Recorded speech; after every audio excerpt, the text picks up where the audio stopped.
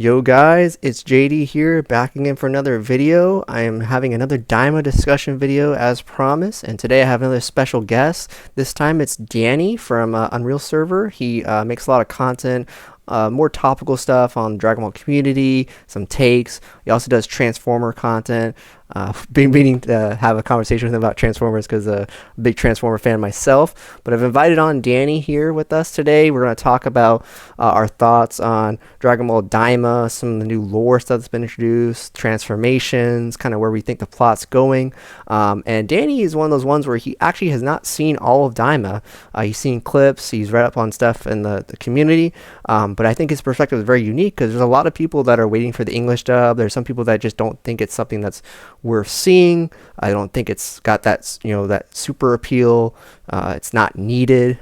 So I think Danny's got a lot of interesting information and a perspective that's worth looking at. And I want to see what he has to say. I want to pick his brain. So without a further ado, Danny, how you doing, man? I'm all right. Thank you for having me. Of course, of course. We got to do this a lot more often. But like I said, Daima, it's the 40th anniversary of Dragon Ball. Right after Toriyama's passing, there's some contention about whether this is actually the final product that Toriyama left us. I actually don't think it is. I think that there was probably other stuff in motion, just like they said on that post when he passed away.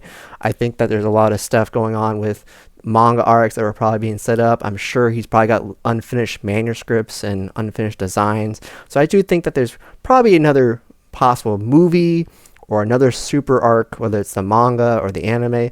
I think there's another one or two products probably that have his that have his marks basically. But overall, this is like the final completed project. I think that's fair to say. But what's your thoughts right now on Daima? In terms of what we've seen thus far, what people are seeing Daima as. A lot of arguments and criticisms of being very similar to GT or OG Dragon Ball. Doesn't have that super appeal. What's your thoughts on all that? Well, let me lead off with this. Like, I don't think Daima's a bad series by any means. I think it's good for what it is. I'm not trying to take down Daima here, but personally, I don't feel it's for me. And that's weird too because I've been very open with that. My favorite of like the main Dragon Ball series, OG Dragon Ball Z, GT Super. My favorite is OG DB, but I just feel like we're past that at this point, right?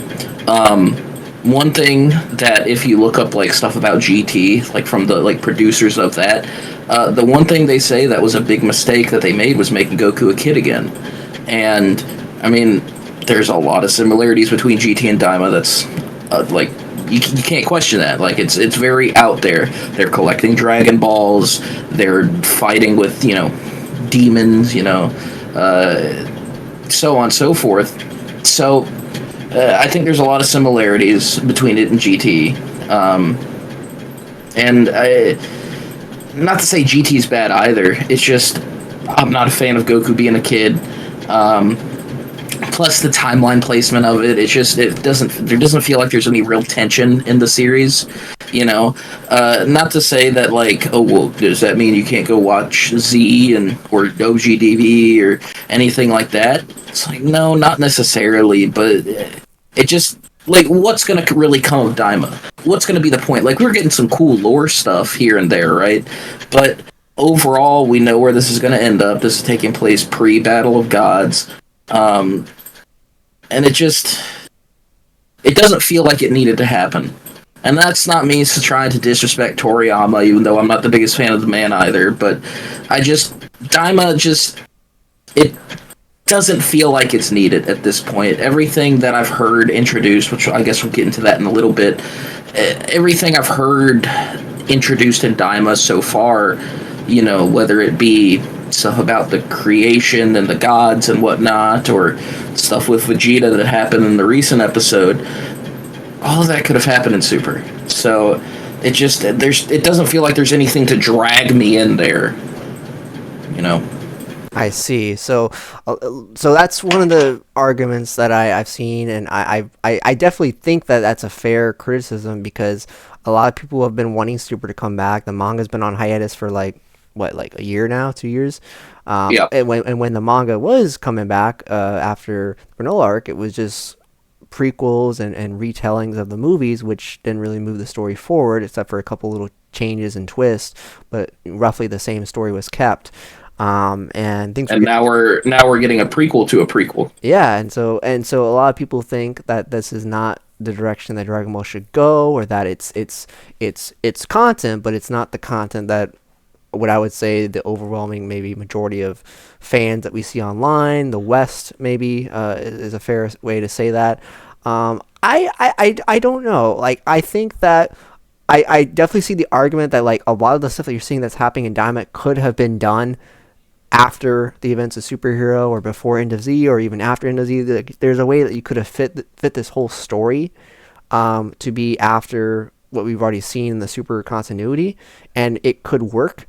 Now, Jordan and some others have said this, but this was something that I remember Jordan saying when we had a conversation in Unreal server, that what you're seeing right now, and I am assuming you've seen clips of episode 8 where Goku fights Tamagami 3 for the third Demon Realm Dragon Ball. Yes. This is really like one of the big significant moments in the story where it really pushed the story beats forward, because you got to see all the little denizens of that little village where the shrine of the Tamagami is at. A lot of these characters don't understand ki. They don't understand the Buddhist Taoist kind of martial arts undertones of like what Goku's symbolizing. And obviously, we've had these conversations before, but Goku being a character archetype of Sun Wukong, who was a demon that was able to become a bodhisattva by the end of the story. You're seeing some of that Wukong attitude here, in the character of Goku. But what you're seeing, what I think, and this is a fair point, I would argue, is that because these denizens, these Majins, don't have an understanding of ki, as we saw with Glorio earlier in the episodes, like episode 3 and 4, I think, because they don't understand ki, they only understand magic, which is some kind of derivative, some kind of duality with the ki power scheme that they're setting up. There's this room for development, and I guess the way to say it is mortal development, like we saw in Super. When we got to the Tournament of Power, the Zen Exposition match, the Grand Priest talked about how there are mortal levels, universes are ranked according to this scheme, and it's not about pure power, it's about like the spiritual cultivation, good deeds, having a pure heart, things like that, right? Which you would see in kind of martial arts philosophy. And since these characters in the Demon Realm literally know nothing about that kind of stuff, they just have some inborn power or some kind of demonic ability or magic, there's room for growth. And because they're seeing this demon, right? Because, Goku's in the Demon Realm, so a lot of people think he would be a demon unless he had, the characteristics that were introduced early in Daima with the whole pointy ears, maybe blue skin, things like that. But they're seeing this fighter challenging these godlike beings, the Tamigamis that even Deborah and the other previous Demon Kings couldn't defeat. They're seeing martial arts at display here. They're seeing that kind of Buddhist Taoist undertone. And just like with the Tournament of Power, Goku is having, the Goku effect, if you will, on the possible denizens and the Majins of the Demon Realm. This was a huge spectacle. People had never seen someone just openly challenge Tamagama and actually fight, bar to bar, actually overwhelmingly, right, in Goku's case, to best the Tamagami 3. And people are going to remember that. This is going to be like a moment of legend. Like, this is going to be recorded in their history. And so because it's happening before the Battle of Gods super continuity timeline, there's time, right? These writers, if we revisit the Demon Realm in a future super arc, which I think they are going to do, I don't think they're just going to throw away these last Toriyama characters, in the dustbin of history. I think they're going to have some use in the future for like demon gods and characters that can give Beerus and Whis a run for their money, possibly with magic, right? As we've seen with Moro. Like, people want to see characters like Moro, who it's evident now retroactively that he's probably a Majin, or it came from the Demon Realm. And I think that basically they're doing like a TOP thing where Goku is going to raise, or he's going to have some kind of impact on the Demon Realm where the mortal level is raised there, and then by the time we revisit the Demon Realm, all of a sudden you have characters like Jiren or characters like Hit, really powerful Majins. And I think that might be one of the arguments for why they did this that way. What do you think about that?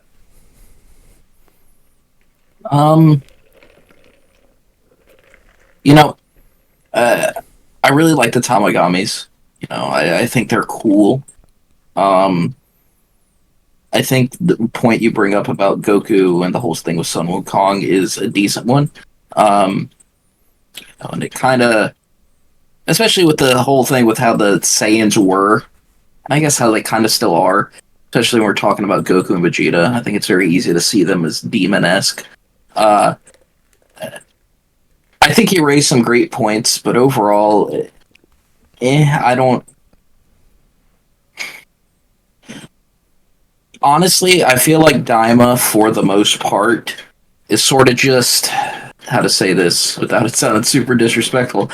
Uh, I think Daima is sort of the culmination of the things Toriyama has wanted to do over the years and was disallowed by the people working with him.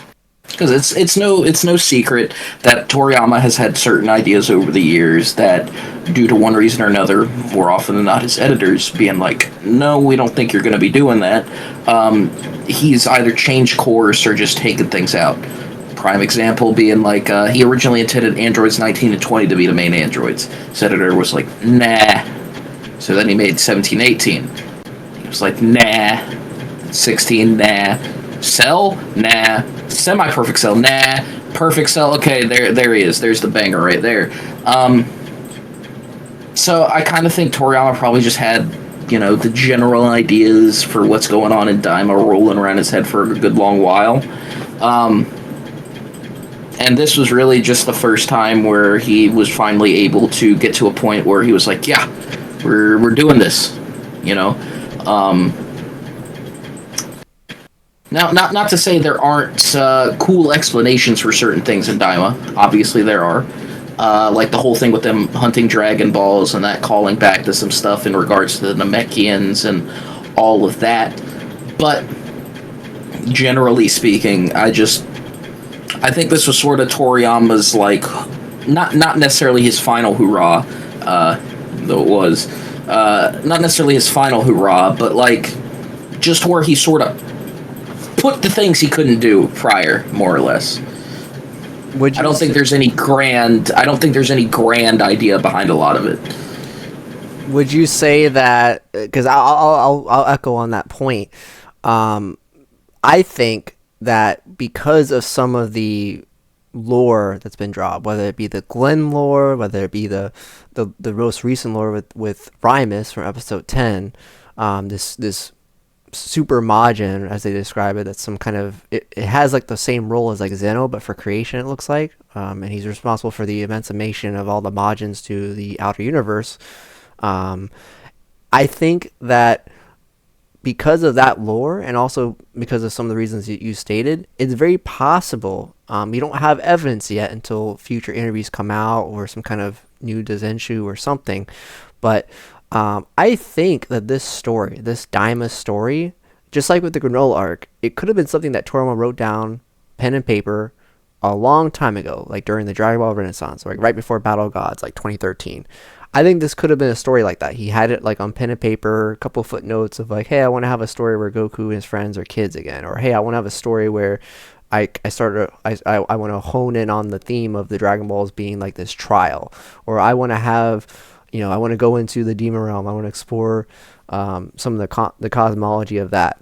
I feel like he probably had that written down somewhere in a bin or a folder or computer file or something. He had that, and he probably shared it with the Ioku and the Dragon Ball writers room. Because remember that's something that we don't really talk about a lot, is the Dragon Ball writers room.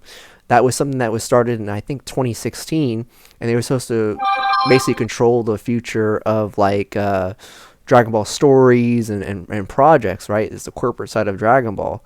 And I would not be surprised if he dropped this whole story on their desk at one point and they just decided to revisit it near the end when he was ill, when he was unwell, and they just decided to finish it, just like with the Granola arc. I'm sure that was sitting somewhere on some desk for a long time, and then Toyotaru got involved with the manga, and then they they started crafting up points to kind of flesh out that story, and then obviously we got Black Frieza. That was a Toyotaro idea.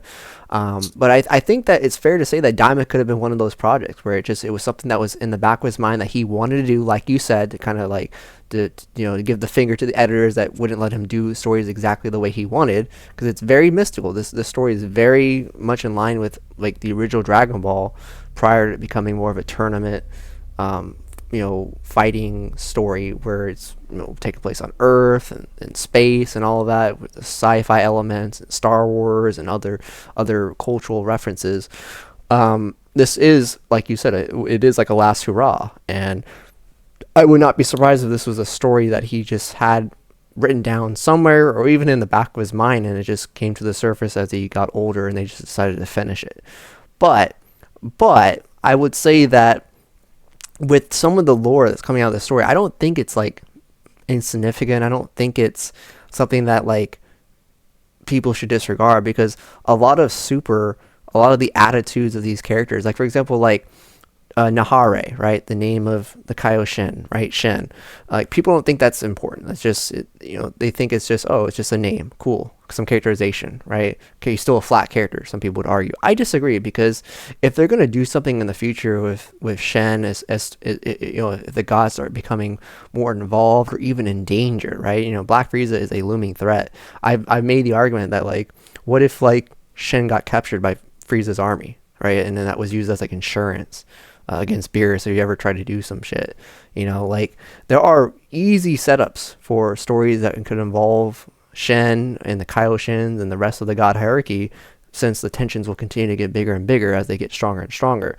And giving some kind of characterization to Shen, like by him knowing his name, on the surface it might not seem like significant, but like knowing your name, knowing your race's origins, understanding the flaws of your species and your role, and being able to like rise above that inborn kind of set of behaviors, right? Like rising above tradition and kind of like the norms. Like that is something they could do with Shen's character, and him understanding his Glen pride or his Glen heritage could lead to something in the future. I mean, of course we haven't seen it yet, but there is something that could be baked there as a foundation for the writers.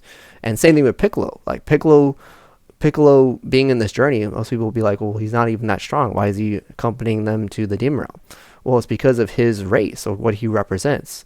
The Namekians were always theorized to come from somewhere, and a lot of people correctly point out that it was the Demon Realm, and sure enough, that's where it was. The Namekians are demons. And so, you have this character, Neva, who's like this godlike Namekian who knows what else he has in store for our characters, like, in terms of lore.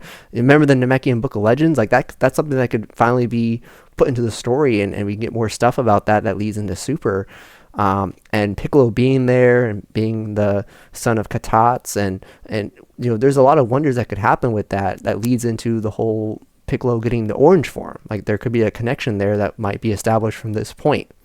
So I think that there are stuff that's happening in the story that's going to play a bigger role, or already has played a bigger role retroactively, and we're just seeing that now. What do you think about that? Well, starting off with just to finish up with the points about the Demon Realm and like Toriyama's whole thing with probably having this stuff over the years like written down somewhere. As we've been talking a little bit, I've been looking at the wiki just because I wanted to make sure that the point I'm about to make rings true. It's possible Toriyama has wanted to do stuff like this, stuff about the Demon Realm in regards to it and all that, since, dark days of the original Dragon Ball.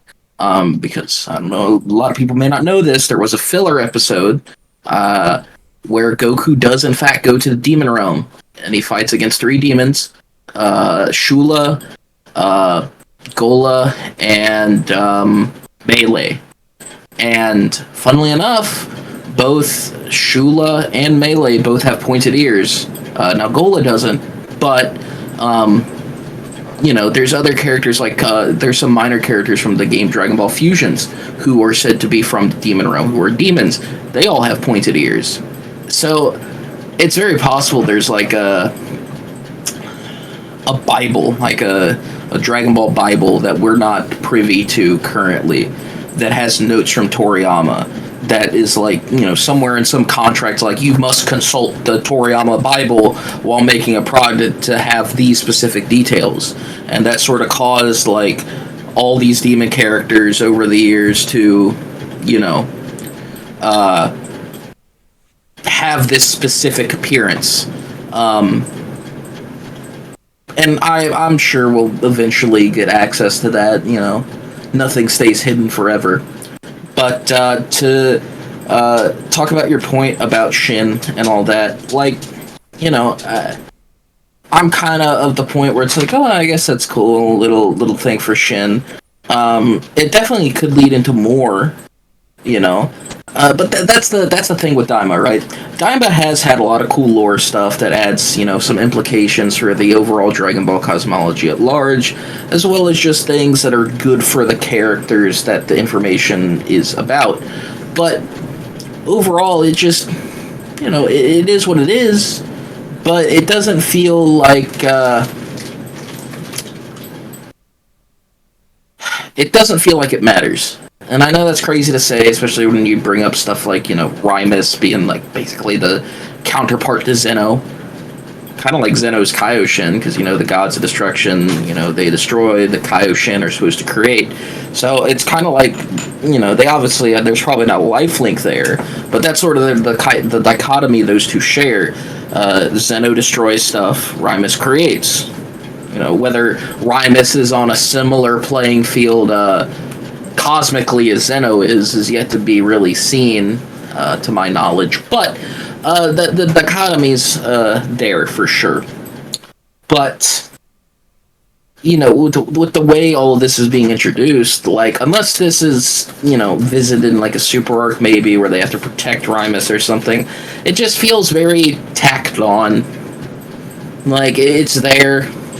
That's cool information, but I mean, my opinions and thoughts about Dragon Ball before learning it and after learning it haven't really changed, because it just doesn't feel like, and this goes back to something I said earlier, it just doesn't feel like there's any stakes. It doesn't feel like this information is pertinent. Like, we need to know this. Like, oh, if we don't save Rymus, then nothing can ever recover after Zeno, goes on a tantrum, and there could be a villain whose whole thing is like, oh, he's trying to make Zeno angry to destroy everything. It's like, oh, well, Zeno destroys some stuff, we need to find the Rymus to recreate it. And I get that's a little fantastical and a bit off the cuff, but you get the point. It just, the lore is cool. It just doesn't feel like a big enough deal in Daima. Now, do you think that's because it is, of course, before End of Z? Because, it's just like with Super, nothing in Super is really going to amount to a lot of tension because we know they survive and make it to the End of Z. So, like, are you saying that this story really should have just been done, whether it be a Super arc or a movie? Do you think that it would have had a better effect, a better reception, maybe, if it was just repurposed as something like that? Well, the thing about End of Z is that they can change it, Obviously, there's going to be some story beats that need to be hit on, like Goku training Oob, but how exactly he goes about doing that, whether he goes off and does live with Oob for, I think it was about a 10-year period of time, maybe 5 years, but whether he goes off and lives with Oob for, a while, or he takes him to Beerus's planet, or whatever he does with him, they don't necessarily need to stick to what End of Z is, right? But when it comes to Daima's placement, though, they kind of have to stick to with what Super laid out, right? They can't really go anywhere. Super's a developing story. They can retcon End of Z. I don't think Daima has the same wiggle room.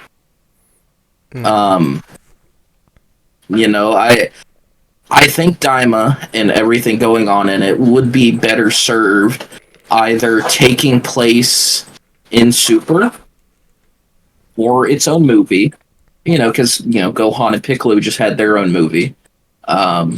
Maybe this could have been a movie about the humans or whoever else. Maybe it doesn't have to be about Goku and Vegeta. but I think specifically where it is really hampering it. And I think it'd be better served as a super product. And it maybe if it really needs to be where it is, maybe this should have been produced before Battle of Gods. Obviously the landscape would probably be a little different. Um, but it just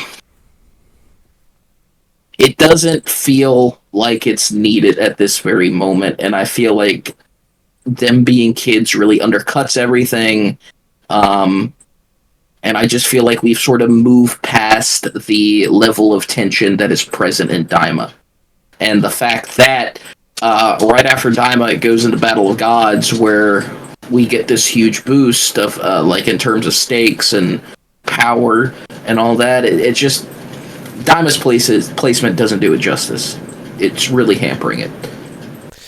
I definitely see that. And again, if this had been the project that started the Dragon Ball Renaissance, like if this truly did come before Battle of Gods and Resurrection F, and then eventually Super, I definitely think people wouldn't be having strong takes and opinions about this, because it would have happened in the far past, right? We'd be talking about Super right now. We'd be talking about the continuation of the manga, the continuation of the anime, right? There's a lot of pieces that, if altered, would have probably changed the current landscape of the Dragon Ball community's attitudes towards things. But that part of it is where the corporate perspectives come into play. Like, if we were to even accept the idea that this was a story that was crafted and at least was in some kind of skeletal form at some point, why wasn't this pushed out much sooner? Why wasn't this like an arc that could have been like a flashback arc that would have led to something in the current Super continuity? I can see that arc. I can see how that's a fair thing to say, because of where we're at in the stakes and where we're at in the power schemes with Super Saiyan God and Blue and Ultra Instinct and Ultra Ego, and who knows what else will happen. There could be further refinements to those forms. And I see how a lot of people, when they hear about Daima or they watch it, they're like, yeah, this feels like OG Dragon Ball, or oh, this feels like GT Dragon Ball, or yeah, it's really cool that they're talking about this or that, but where's the significance of that? Where is it going to have a payoff? And obviously that payoff would obviously be seen, like you said, in like a super movie, a super arc. The same thing with Image. We said we've agreed with those things as well.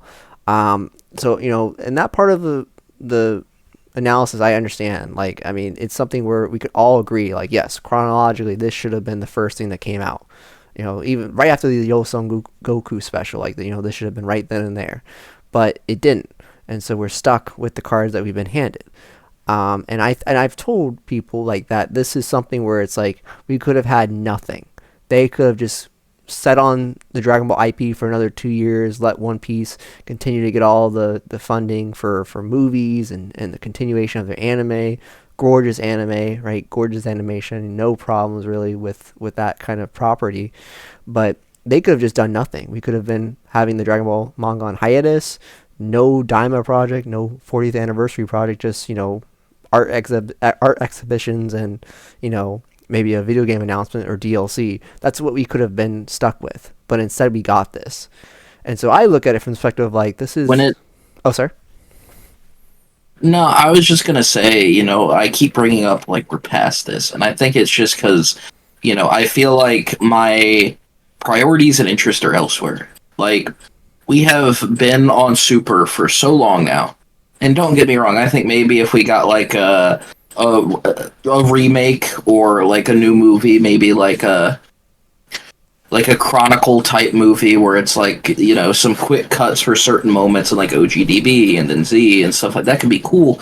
But overall, like, my focus now, like what I'm focusing on when it comes to Dragon Ball is what's going on currently in the story. Is Goku going to master Ultra Instinct?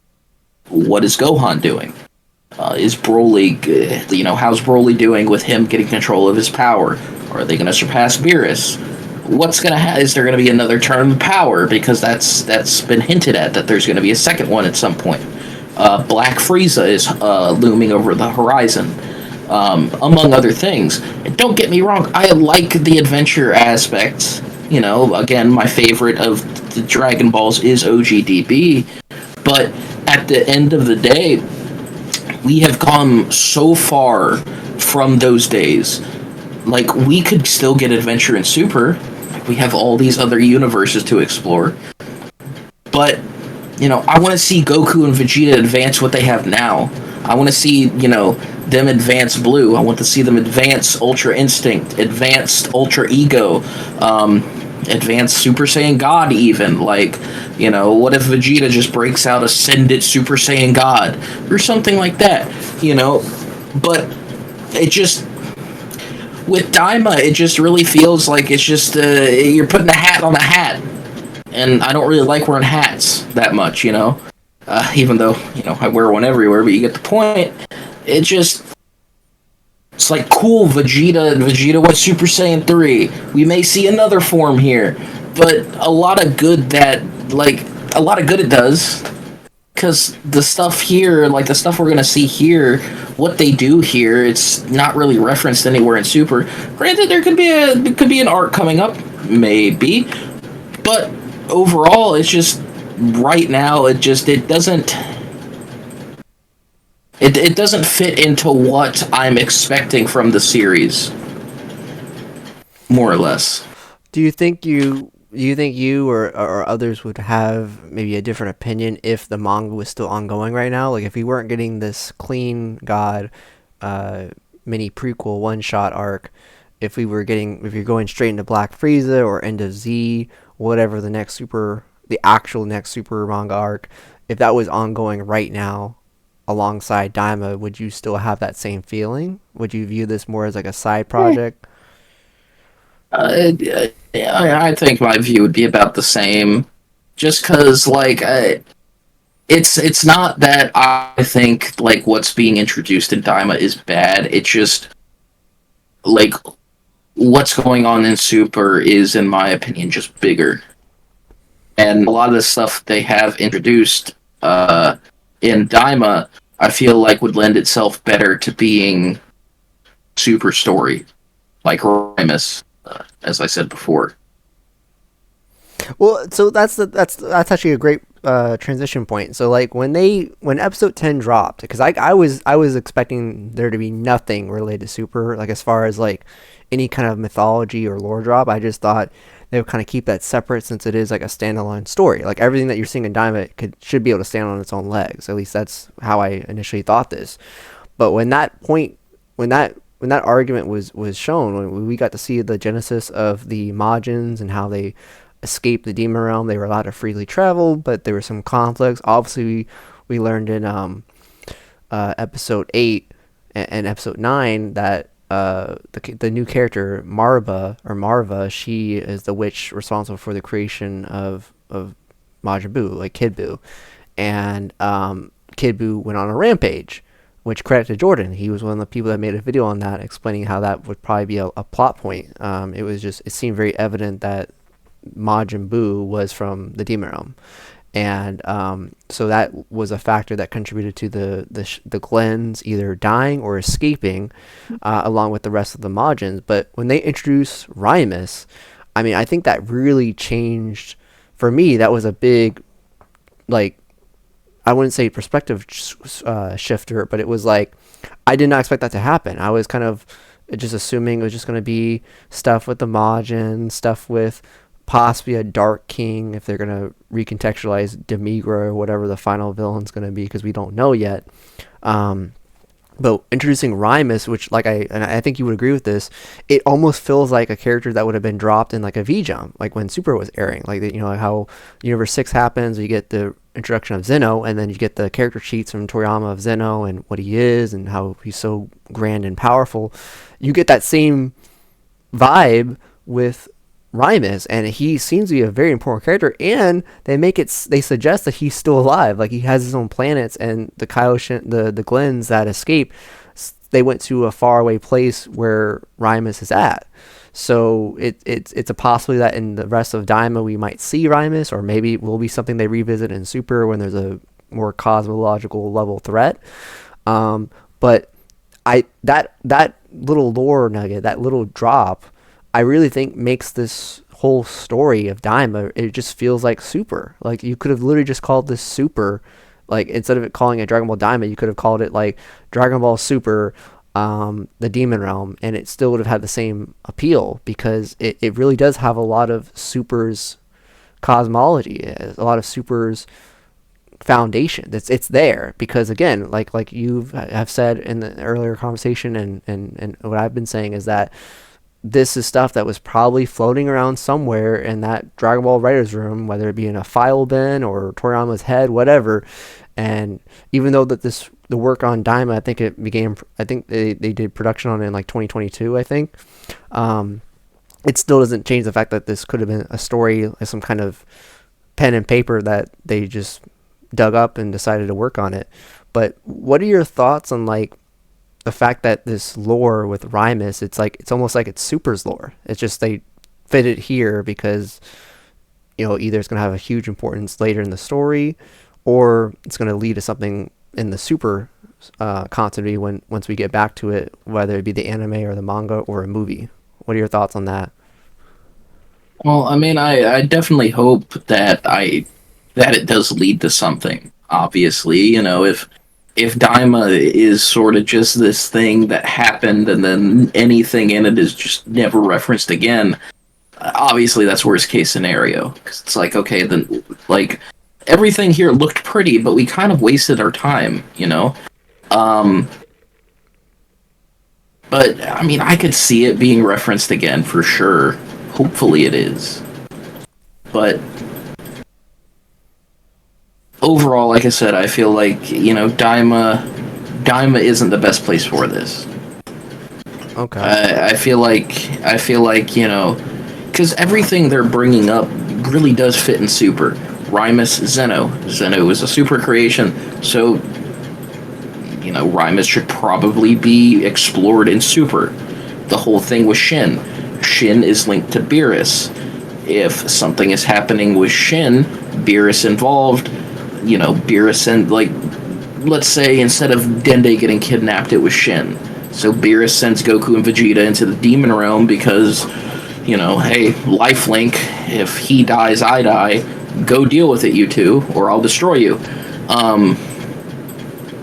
So just everything they've sort of been introducing really lends itself to Super. I mean, the whole thing with Piccolo and the Namekians, it's like Piccolo literally just got a new form that is like Namekian lore incarnate.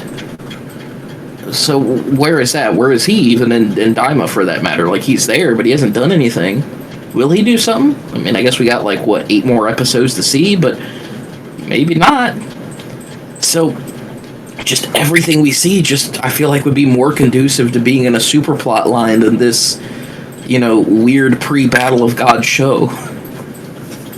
No, and that's again, it's going to be a reoccurring criticism. I think is that a lot of this stuff should have been done in Super, and honestly, I think that again, I think part of it we can't blame on Toriyama or Toyotaro because ultimately it's a shared property. There's people at the top that determine the course of actions about what projects are funded, what projects come out first and second, and all of that.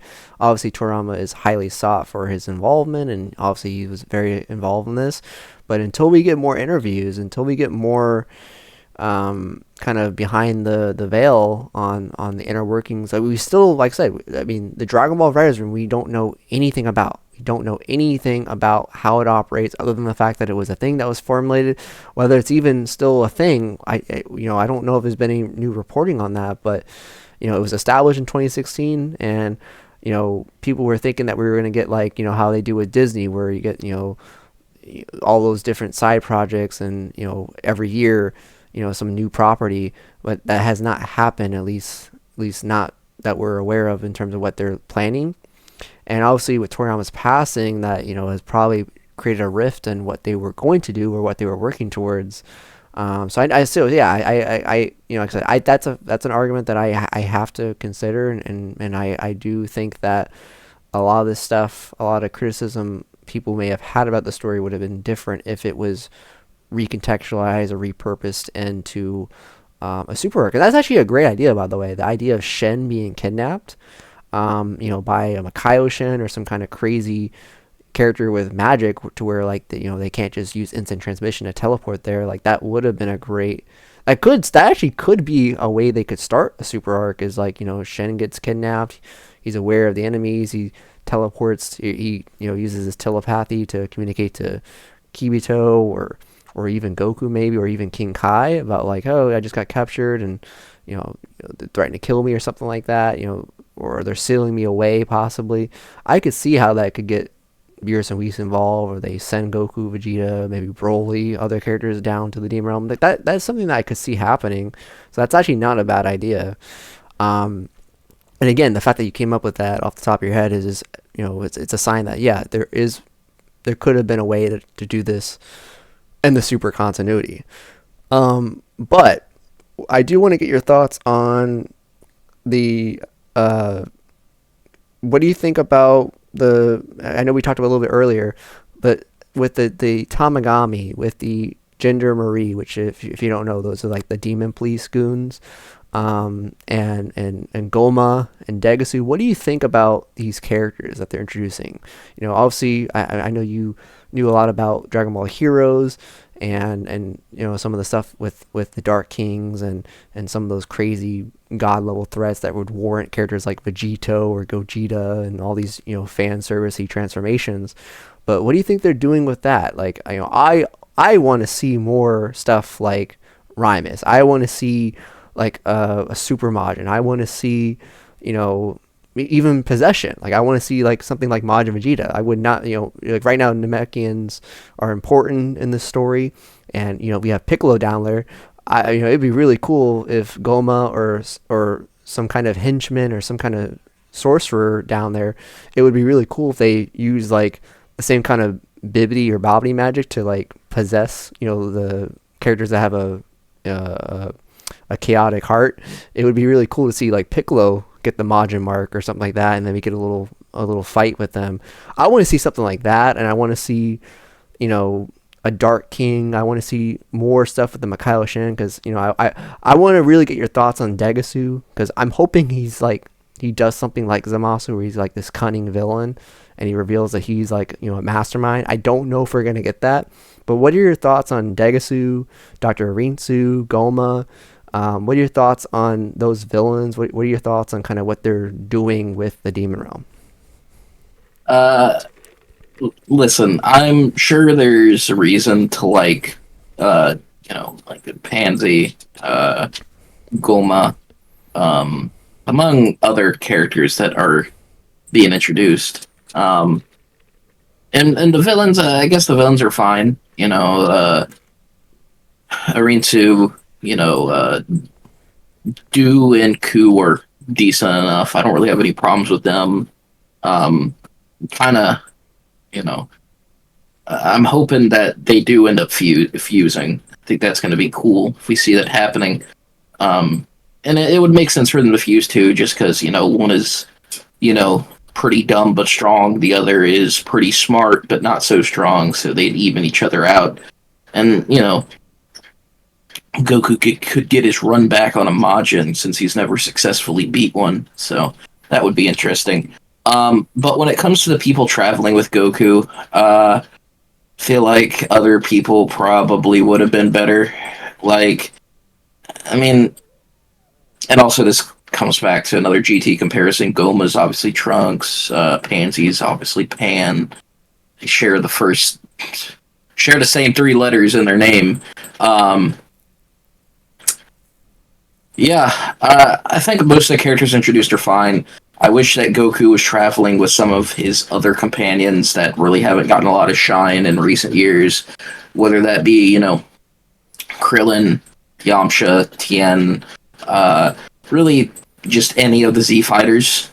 In fact, I think it probably could have been cool if all the Z fighters went to hell to solve this issue together as a team, because they are the Dragon Team.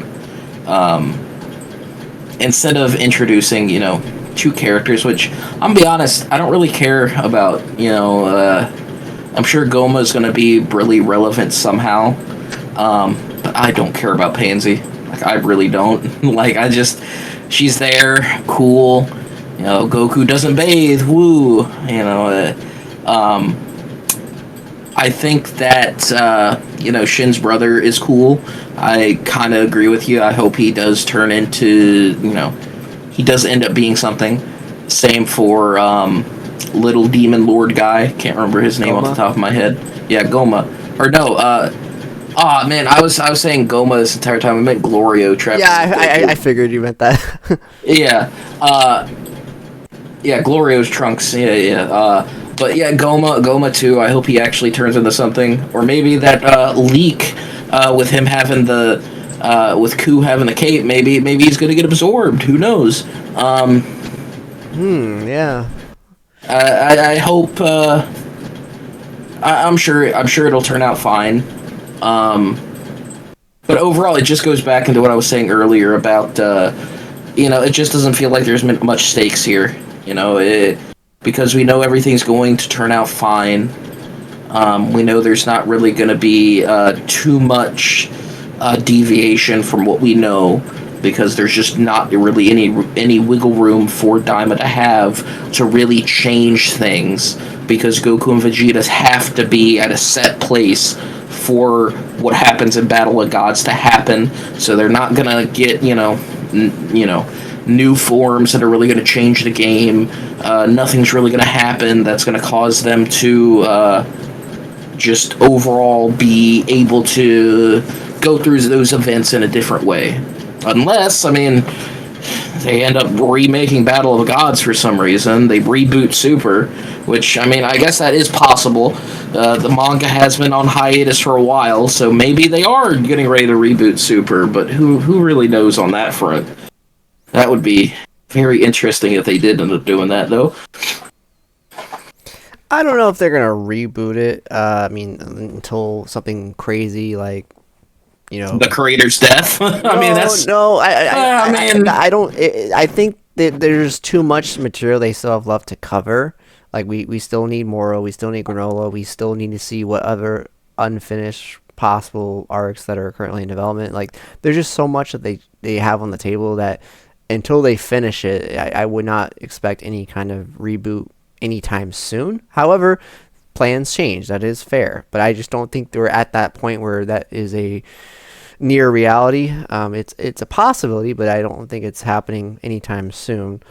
We could see something like a Kai situation, but I think we would have to get at least to Super would need to get closer to its completion. Like we're 1 year away from in the terms of the timeline, we're 1 year before end of Z, so we can either continue to milk stories until they get to that point, or they can make that jump and finally get us into uncharted territory and high stakes.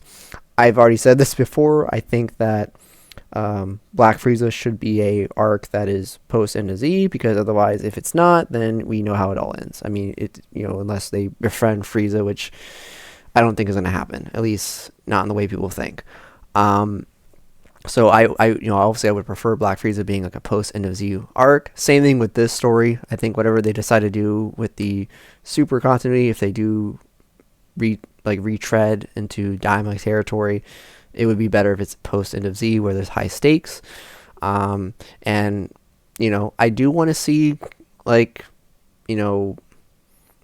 characters. I want to see more utilization of stuff we haven't seen before. So obviously the Demon Realm was something that was heavily underutilized. We only saw it in literally one arc and then a couple filler stuff. I want to see the other world. I would love to hear your thoughts on the idea of a movie where they take stuff from Fusion Reborn and recontextualize it into the canon. I really want to see more stuff with the other world, because I think there's a lot of potential there, since there's many powerful fighters that probably died and maybe got to keep their body. So it'd be really cool to see stuff like that, Otherworld Tournament, and maybe even Janemba being recanonized in some way. Maybe we'll see that in Daima. Who knows? Maybe there'll be a character that looks just like Janemba. But that's something that I think we can talk about another time. But what are your kind of closing in? What are your thoughts on the Super Saiyan 3 transformation? Obviously that was a big moment that just happened. We're at the midway point of Daima in terms of story and the tension. Big moment. most people, unanimously enjoyed Super Saiyan 3 Vegeta. They liked the design. They liked how he actually got a win. What are your thoughts on that? Do you like the design? Do you think that there's do you think it's like a very fan servicey thing, or do you think that it was something that makes sense within the confines of either Daima or just what they're doing with the Super, the Dragon Ball brand? Like, what are your thoughts on that? Oh, I will say I think it was animated well because I did see it. I think it was a decent enough moment. Um, I don't have a problem with Vegeta having it per se, but I do think it causes some issues with Battle of Gods, anime and manga. I've been going at it with some people on Twitter about this. I think it really opens up a problem for Vegeta. I think it kind of makes him look dumb, in retrospect. So if Vegeta had Super Saiyan 3 this whole time, right? He had it this whole time. He had it in his back pocket. Could bring it out whenever he really wanted to. Why didn't he use it against Beerus? And, some people have said certain things like, "Oh well, stamina drain." It's like stamina drain's kind of irrelevant, especially when it comes to a short fight. And Vegeta was undoubtedly trying to end that fight quickly with Beerus. He was angry. He yelled, "Prepare to die" in the manga. I don't quite remember what he yelled, if anything, in the anime, but it's clear that Vegeta was trying to end things quickly, especially with that Gallic gun at the end of his little flurry. Like, plus he was enraged. If you're not going to be max power, what's the point of getting a rage boost? Because then you're just going to be like max power anyway. So I think that Vegeta not going 3, and people also brought up grade 3 too, saying, well, Vegeta didn't use it in the Cell games because it had issues. It's the same with Super Saiyan 3, and it's like grade 3 and Super Saiyan 3 aren't comparable. Grade 3 makes you slower, it impacts your battle ability, makes you not as effectual in combat. Grade 3 has a stamina drain that's irrelevant if you end the fight quickly. And plus, we saw Goku use it against Beerus for a short span of time before he got knocked out. It's not like Goku was, feeling the drain. I mean, not to mention every other time we've seen it used by Goku in the Buu arc and Gotenks. It's like, sure, yes, there is a stamina drain there, but it doesn't just like it doesn't affect you that quickly. Not to say that you can stay in the form forever, but it's not like it's an immediate effect that starts draining you like very, very quickly. So yeah, I think Vegeta having Super Saiyan 3 and Daima, although a cool moment, makes him look kind of dumb in the context of Battle of Gods. Like, brother, your planet's about to be destroyed. Nobody can beat this guy. You're now stronger than the strongest guy after getting your rage boost. Why aren't you using your strongest form? So there's two ways I would view this. So I am aware of some of these arguments for and against why he did or didn't use Super Saiyan 3 if he had it in his back pocket. Obviously, we're dealing with an issue where it's obviously in hindsight, it's retroactive. We could obviously make this argument. So they are stuck. These writers are stuck in that little conundrum. However, if whether we're talking about the Dragon Ball Z Battle of Gods or whether we're talking about the Super Battle of Gods arc, in both cases, of course, he does get a rage boost after Bulma, and he does do a couple Furies and then does some kind of Super Gallic gun to finish the job, right? His full power attack. It would make sense for him to go into his most powerful form because it is a little short fight, and with everything on the line, you would go all out, just like how, when he was fighting Cell and Trunks got blasted, he was like, oh, it's my son, and forgive you. And then what does he do? He powers up into his strongest state, which would have been at the time he was still using. He was not using. I don't think he was using grade 3. He was just using his normal. He was using Ascendant Super Saiyan.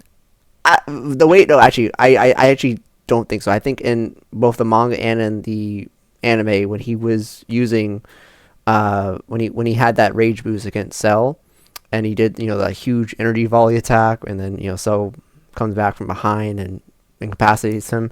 That scene, I think he was just in regular Super Saiyan or grade 2 Super Saiyan. Well, He wasn't in the bulky muscle one where he was not. I don't think he was in Ascended Super Saiyan. I think he was just because obviously he already knew the flaw. It was after fighting the Cell Junior, so he could not been strong. Had enough stamina. The way he was drawn, he looked like Super Saiyan Vegeta. But the point is that like he had a rage boost. He didn't go into like Ascended Super Saiyan. He didn't go into the most strongest form. He went into the form that he thought was best for the situation, and just fired all his ki. Because again, I view these forms like, going back to kind of like the power schema arguments I used to make with Emish, it's just a pool. But you can go from 0 to 100 without having to go into the most powerful form where you'd be pulling out that 100. Like, that's how I've always viewed these forms, and seems like that's how Toriyama viewed them, because they're just derivatives of one another, but you can still have access to that pool of power in a certain state. Like, and that's why they train their base form, whether it's through gravity training, whether it's through spiritual training, whatever. But it's just like there's a reason why Vegeta wouldn't do that. Granted, there's only one inconsistency that I can find when I think about this, which is, like, for example, like Gohan is the first that went into Super Saiyan 2. It's Gohan's transformation. But did Vegeta and Goku both learn Super Saiyan 2? Of course, and they still used it very frequently. But when Goku went Super Saiyan 3, and if, like, as we now know, Vegeta now has Super Saiyan 3, why didn't he use it just as much if he also learned Super Saiyan 2, even after seeing Gohan surpass him, and then, arguably Goku when he was in Otherworld before it was revealed he had Super Saiyan 3. Obviously, they've been using all these other forms that, one of them from the Dragon Team would have gotten. So that is an issue that I think people can make the argument for. But, in the times where, in the Super continuity, where when characters bring up Super Saiyan 3 in front of Vegeta, he always gets pissed, right? You always see him getting pissed, just like when he was fighting Trunks, right? In the anime during the Black Arc, when he's training Trunks before they go into to Trunks' future again. Remember when Trunks does that, like, that fake out where he goes like, Ultra Trunks, grade 3, and then tries to fake out Vegeta, and then Vegeta, I think he was in blue at that time. Trunks brings up, like, hey father, why don't you use Super Saiyan 3? And he's like, Super Saiyan 3, and he like scoffs at it. There was a hint that, like, he was always bothered by that, but there was always, like, I always view that situation as just like, that's what I was getting at. Like, that whole, like, the way he treats Super Saiyan 3, he's very, like, upset about it because it's Kakarot Super Saiyan 3. That's where, like, I think people could draw the argument that, like, hey, if he had it in his back pocket, he shouldn't have been shy about using it because it's just a level of power. Because obviously, if they're trying to be consistent, and hopefully I'm being clear, is like, if Gohan got Super Saiyan 2 first, is Vegeta too prideful that he wouldn't use that form because it was his son's enemy, or it was his enemy's son that got it first? You know what I mean? Like, but obviously he still used Super Saiyan 2. So that's like the characterization argument, I think, where it is a problem. But like other people, as you've probably seen on Twitter, have stated, Vegeta had worked to improve the form he was best, that we obviously know that he had, which was Super Saiyan 2, and he worked to just improve it, and he raised the level of Super Saiyan 2 to be as strong as Super Saiyan 3. Here's the thing, all right, before you get too far, when it comes to the Cell arc, like, Vegeta could have been Ascended Super Saiyan. He could also have been too damaged to fully transform, because this was after having fought the Cell Juniors, which I do not believe any of them healed from. But when it comes to Battle of Gods, at that point in time, Vegeta, none of them actually really had any ascended forms, if that makes sense. Not in terms of, like, they had ascended Super Saiyan, but at that point, Vegeta hadn't evolved to Super Saiyan 2. That wasn't really a thing yet.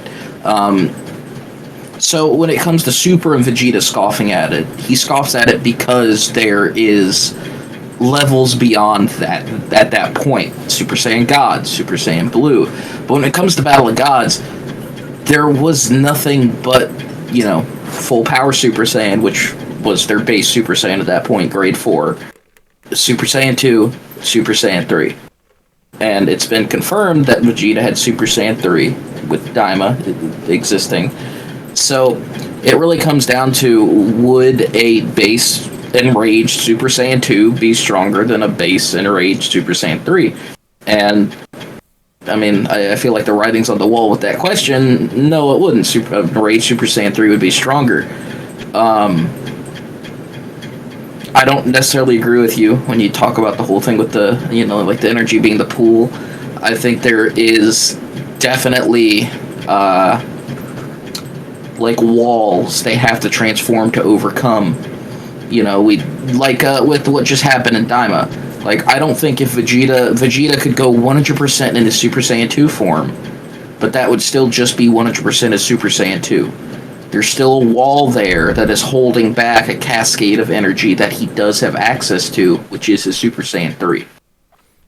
But that's the thing. That's where I would, that's where I have a little bit of a contention, because you could power up in a certain form. Like, you continue to raise your ki, you can shoot your ki all the way up. They don't have to actually physically transform into the form of the pool of energy that they're accessing. I don't think that is the case. I mean, as far as I've seen, that could be changed. That could be a subject to a debate. But I've always thought of the levels of ki, the levels of pools of energy, whether you think that they're locked by a certain tier, which requires them to pass a certain threshold. I don't think that's the case. I think that, especially with Super, like, it's all about just a complete control over your ki, and having, which is obviously obtained through spiritual cultivation. I don't think that, if Vegeta's in Super Saiyan 2 and he has his rage moment and he powers up, obviously we're talking about the Super Saiyan 2 ki multiplier of what that form is, but it doesn't mean that he can't still access his full power in that form. He could still, I feel like he could go 100% of what he's capable of while still in the Super Saiyan 2 state. The way you make it seem is like he has to access that full power, the full pool of what you would call Vegeta's, let's say his power level. You're saying that he has to, like, when he gets to that last part of the threshold, he has to transform. I don't think he does. That's the argument that I'm making. I don't think there has to be a physical change for him to be able to use all of his power, if that makes sense. Well, going based off the descriptions for the Super Saiyan transformations from Daisenshu 7, Super Saiyan 3 is described as the strongest form of Super Saiyajin, which draws the hidden power of a Saiyajin out to its limits. However, due to the large energy consumption of this form outside the afterlife, one can only stay transformed for a limited amount of time. So Super Saiyan 3 draws out a Saiyan's power to its absolute, maximum point. So if they can just, bring out that power just regardless of what form they're in, then it just begs the question, what's the point of having these different forms that do these different things? Super Saiyan 2, according to Daisenshu 7, is only described as this form has power that surpasses the Super Saiyajin in all ways. And then, where is it? Super Saiyajin is described as a very long-winded wall of text that I won't bore the viewers with. But point being is that each of them have different descriptions. So if, the Daisenshu 7 is the guidebook, why would it describe them differently if there wasn't an actual different use case for each of them, or that each of them wasn't inherently different in some way, shape, or form?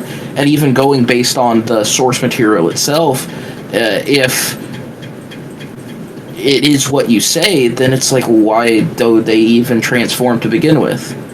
I mean, at that point, it kind of just works like all the Super Saiyan transformations just work like Gohan's ultimate form, right? You unlock that power, then you can just access that power without needing to transform. And I feel like it makes the Super Saiyan transformations kind of redundant at that point. Well, that's the whole point. They are redundant. It's just a Saiyan thing. That's why Hit mocks it. Remember in the Universe 6, he mocks them. He mocks the power up thing that Saiyans do. He was mocking them. But the whole point, and this is, to be fair, this is a super idea. What I'm talking about is just based off everything we've known about Dragon Ball in the Super continuity. What you're referring to is the Dazenshus from the original manga, which may be where a lot of the criticism is drawing from. But in Super, the whole idea of transformations is thrown out the window. It's true, we get new forms in Super, but all of these forms are all just based off ki control. That the whole point of, and this is what Whis has been telling Goku and Vegeta, is that they need to learn to keep their ki within their bodies, right? Because the whole point of God ki, which again they haven't explicitly gone into the mechanics of God ki, like it's not like something that we have a Dizenshu on yet, or something that's clear in an interview, but I get where you're going. Keeping ki within your body and being able to keep it under a high degree of control and not letting it leave your body as heat or wasted energy, that is the whole point of the gods training. And you don't need to transform. That's why they're going in the direction of I get where you're going. Base. And that's what I'm saying. Like that's why I'm saying is like transformations are just really just window dressing.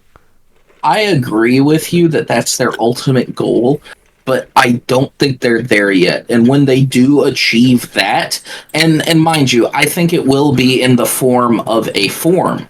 It's just going to be a perpetual state that they're in at that point where they don't have to transform. But until they get there, I don't think that's how they work. I think that the transformation are barriers that have power locked behind them. Yeah, I think that, Goku in base is Goku in base. He turns Super Saiyan, gate open, Super Saiyan level of power. Goes Super Saiyan 2, gate open, Super Saiyan 2 level of power, and so on and so forth, all the way up until we get to the silver-haired transformation. Now, once Goku unlocks Ultimate, let's just call it Ultimate, then yeah, sure, they won't need to transform. They'll just have access to all that power in what more or less would become their new base. But until that happens, these forms are forms for a reason, and they transform for a reason. But the thing with Ultimate Gohan, and this will be the last thing I'll say, just because it is a little bit of a back and forth, but I like it. But with Ultimate Gohan / Mystic Gohan, he could have transformed if he wanted to. It's just that the Elder Kai told him there was no need. All your power has been drawn out. But Gohan, in theory, could have just transformed. He could have just gone Super Saiyan or Super Saiyan 2. All it would have done is it would just change his, because he's already in a natural state, like a normal state that doesn't have any strain. By him transforming, he would actually be losing stamina. So even though he could transform, in theory, there's nothing stopping him from transforming, like the Elder Kai. Oh no, I agree. That's what I'm trying to say. Is like even in Z, even though it's not explicitly stated, and it just becomes more and more clear as Super goes down the timeline, the transformations, while it sounds like you're thinking of them as being a gate that has to be passed to get to that level of power, and that may be true. It is. You could think of it as a gate.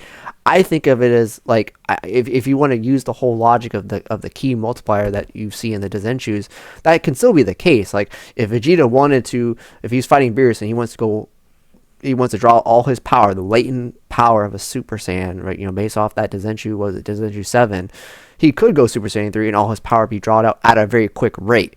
What I'm saying is he could still get to that level of power while being in Super Saiyan 1 or Super Saiyan 2. He just has to power up. And him transforming or not is a choice. They don't have to they don't, like, it's not like he has to like physically change to say, hey, I'm at that state. Obviously, if we look at like Dragon Ball in terms of like a product and what Toriyama is doing, of course they give us a form to designate that this person's at a certain level of power, but I don't think they have to do that. It's just to satisfy to the audience, like, hey, I'm at this level of power. But the moment they introduce the idea of Vegeta Super Saiyan 2 or Trunks of Super Saiyan 2 being as strong as Super Saiyan 3, they're basically saying that you can get to those level of power without having to be in those forms, right? Well, I think that just comes from them advancing the forms. Like, Saiyans are all about evolving their power. When they gain new power, new forms manifest. So, like, Trunks has ascended Super Saiyan 2. Let's just call it that. He got that through vigorous training in advancing his Super Saiyan 2, and it's the same thing for Vegeta as well with his Super Saiyan 2. It's the same thing with the grades, Ascended Super Saiyan, Grade 3, and Grade 4 as well, Full Power Super Saiyan. Then we get to the God forms where we have mainly Vegeta doing it, but Super Saiyan Blue Evolution. it's all just about them unlocking new power with these forms. And I'm not gonna lie to you, the your stance is kind of wild. It's kind of very much of a hot take. Because I mean, to say that base Goku, if he just sat there and powered up for as long as he could, he would just end up, he could eventually get to the same levels of power he has in Ultra Instinct. It's just weird, a weird stance in my opinion.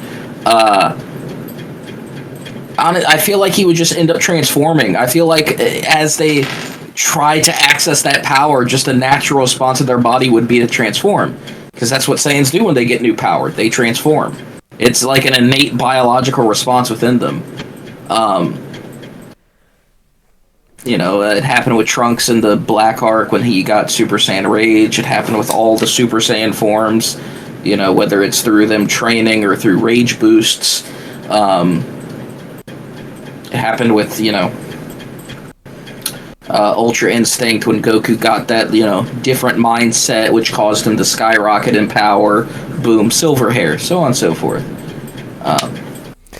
Look, it's definitely. I'll say this: I definitely understand the whole idea of it being a response. Like, if you take that simulation that if Goku was like in base and just started powering up, just did the key shout to raise his energy level, would he transform? I mean, if we go into the biology argument and what we know about S cells and the tingling sensation, would he transform? I mean, yeah, I guess he would transform at some point, but I mean, I feel like if you have perfect key control, I don't think you would need to transform. Obviously, I don't think Goku has perfect key control. That's not been shown except for characters like Angels, but I'm just saying that that logic to me makes sense based off what we've seen in Super and Z. It's harder to make that claim. I will agree to that it's harder to make that claim because every time we've seen them go to a certain level of state, they do have a a change in the transformation. But ever since they've introduced the Super Saiyan 2s being as strong as Super Saiyan 3s, and then some characters just stating in the Super Saiyan 1 form and so on, full power Super Saiyan. I've just viewed it as like they can access their full power in whatever state they want to be in. It's just that because they're not transforming, if they're not what was it? Super Saiyan's like a 50 times multiplier, Super Saiyan 2 is a 100 times multiplier, and then Super Saiyan 4 or Super Saiyan 3 is like I think 200 times multiplier. I could be wrong on those, but that just means that they get closer to the edge of that pool of whatever their power level quote unquote would be. I just feel like they should be able to charge up their ki, reach that level of power. It just might take a long time. But again, to your point, if we take into the idea of like the S cells and the tingling sensation, maybe it would be a reflex where they are forced to transform. That's fair to say. And I could be wrong. I will agree with you. I will agree with you. I think they're definitely going to reach that point where they won't need to transform. But I think that point is, I don't know if I'd say a far ways away because we don't really know how long Super is going to be. But it's not here at the moment, but it will be eventually. But to be fair, I do agree. Just so you know, I am on the side where I think, yeah, it is a hard issue now when people say, why didn't you use Super Saiyan 3? I mean, I do agree that, yeah, whether I use the whole characterization argument, like Vegeta is always upset when characters bring up Super Saiyan 3 if they've seen it. So that is an issue. And then also, of course, in the case of the Battle God scene, because it was a life and death situation, because there wasn't really much other options, like Goku wasn't there at the time, and King Kai had made it seem like Vegeta was like the last saving grace. It would have, because it was going to be a short moment, I do think, yeah, in hindsight, yeah, you should have used Super Saiyan 3 because they go all out, brother. Do it. But like I said, I think that you could make the argument that, hey, his Super Saiyan 2 was already stated to be as strong as Super Saiyan 3 because he had said, it was stated by Roshi that he surpassed Goku for whatever that's worth. So I understand that argument too. I think both arguments are fine. It's just that, again, it is, I view it as a little bit of a nitpicky issue, but I do think everything you just said is totally valid. But the last thing I'll leave us with is just a kind of closing point in terms of Daima, in terms of kind of what's to come. Not with any leaks or anything like that. But what do you hope to see in Daima? Is there anything that could happen in Daima that could change your mind, or that you would want to see at the very least?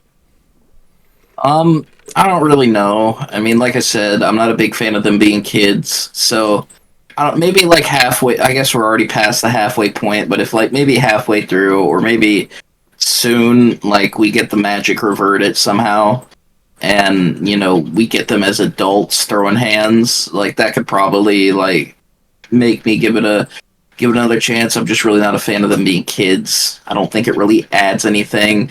Not to say it's not classic Toriyama haha humor. I just don't think it's really a good creative decision. Um, as for anything else, I mean, no, I feel like the ship has kind of sailed. Um, I'm more interested in seeing the Z Fighters do stuff, but seemingly they're probably not going to be involved in much. They're all back on Earth being kids doing adult things, funny haha. Um, I mean, I think the fusion we're probably going to see when they finally use the fusion bug could be cool. Seeing Shin and Goku fuse, or Goku and That's what Piccolo, I or want. I want Vegeta and Goku and Piccolo, or Shin. yeah, I think that could be cool. I'm not gonna say it wouldn't be. I'm sure the scene will be cool. I'm sure I'll look at it and be like, "Dang, that's pretty cool." But I think for me personally, the ship known as Daima has sailed, and I'm sure it'll get back to port without hitting an iceberg. But I'm personally not on board that ship. No, fair enough, fair enough. I'm excited to see, more of the demon realm cosmology. I really want to see how far they go into that, and if it really does have a lot of super plot threads. I want to see the Dark Kings. I want to see something like that set up, if not in this story, for a future story. I want to see more importance placed on Oob, right? We're seeing Majin Ku and Majin Du. I want this arc to hammer home the importance of Oob, to make it even make more sense to people as to why Goku would take such an interest in Oob. I don't know if Goku's going to fight Majin Ku and Majin Du, or some kind of crazy Majin at the end of the story, but that would be more than enough reason for Goku to be reminded, oh, I fought Kid Buu, who almost destroyed the universe, and then I'm fighting these characters in the Demon Realm, and they're so crazy strong, and they only have a fragment of Buu. Like, I want that to remind Goku, oh yeah, there's that kid named Oob who I wish for, and, I think he could have a lot of crazy potential. And then obviously in Super, we know that he's crazy because of the Kaioshin residing in him in terms of some of his power.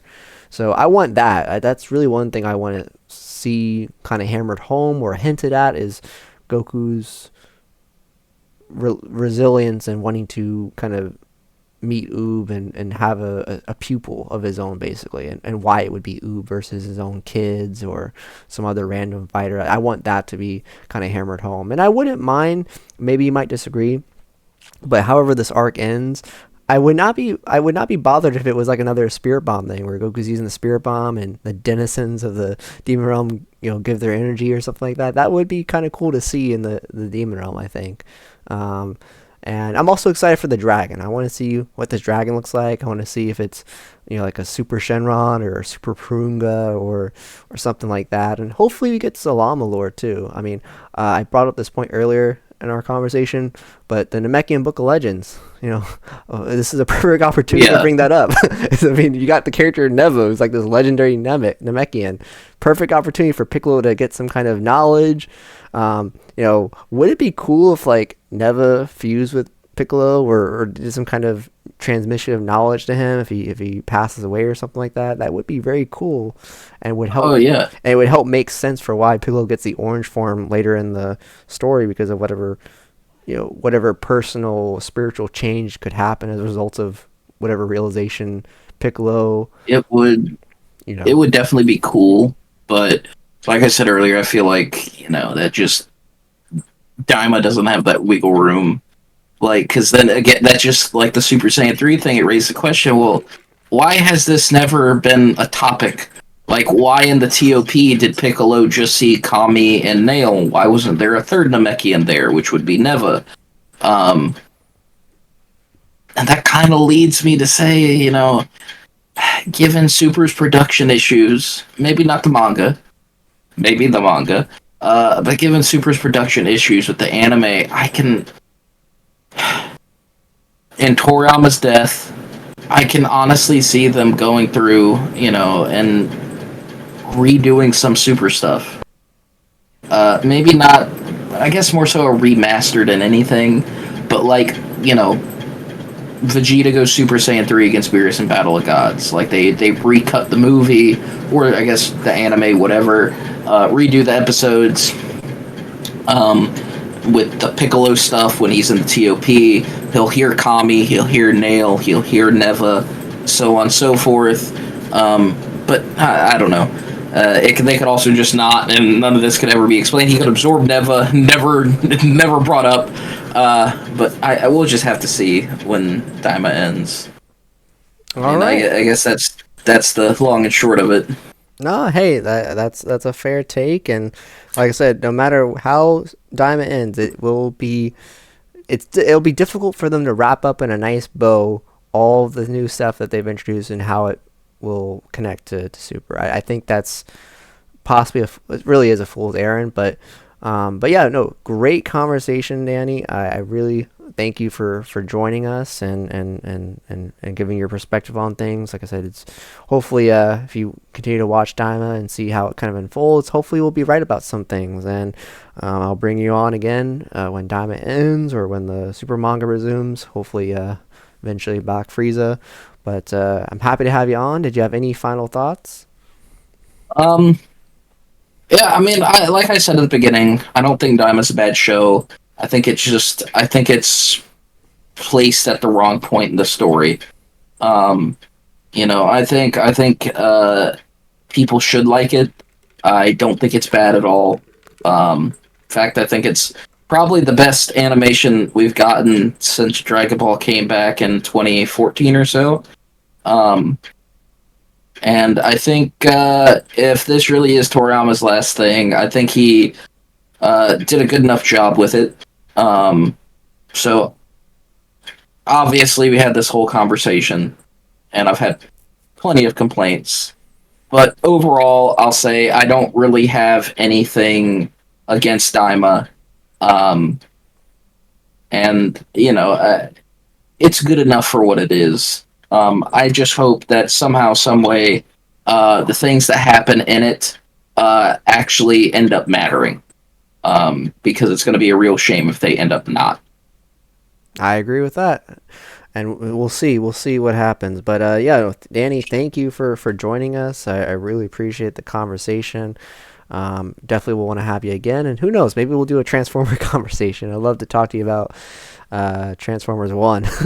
But I guess we'll save that for another time. But yeah, thank you, and thank you guys for listening in. I'll be back later with a couple more theory videos and seeing how Daima unfolds. But I'll see you guys again in I guess 2025. And this is JD signing out.